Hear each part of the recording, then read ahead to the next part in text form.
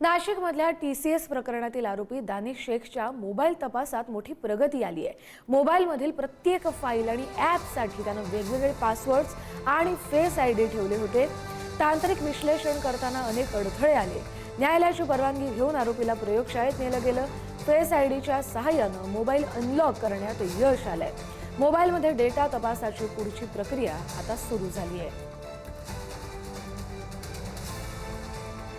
अधिक अपडेट घेऊया आपले प्रतिनिधी किरण ताजणे यांच्याकडून। किरण, कस्तुरी, जो पहिला गुन्हा या TCS प्रकरणामध्ये दाखल झालेला होता तो दानिश शेख याच्या संबंधी होता। दानिश शेखवर बलात्काराचा देखील आरोप आहे, मानसिक छळाचा आहे आणि अॅट्रॉसिटीचा देखील गुन्हा दाखल झालेला आहे। आणि या सगळ्या पार्श्वभूमीवर दानिश शेखचा मोबाईल जप्त केल्यानंतर फॉरेन्सिक लॅबकडनं ज्या वेळेला तो डेटा क्लोन केला जात होता त्यावेळेला अनेक अडचणी येत होत्या, ज्यामध्ये त्याला प्रत्येक ॲपला आणि प्रत्येक फाईलला त्याला फेस ॲप त्या ठिकाणी जोडलेला होता आणि काही पासवर्ड देखील टाकलेले होते।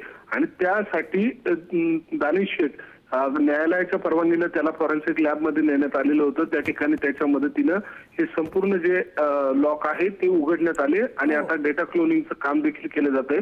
त्यामुळे तपासाला आणखी गती मिळणार आहे।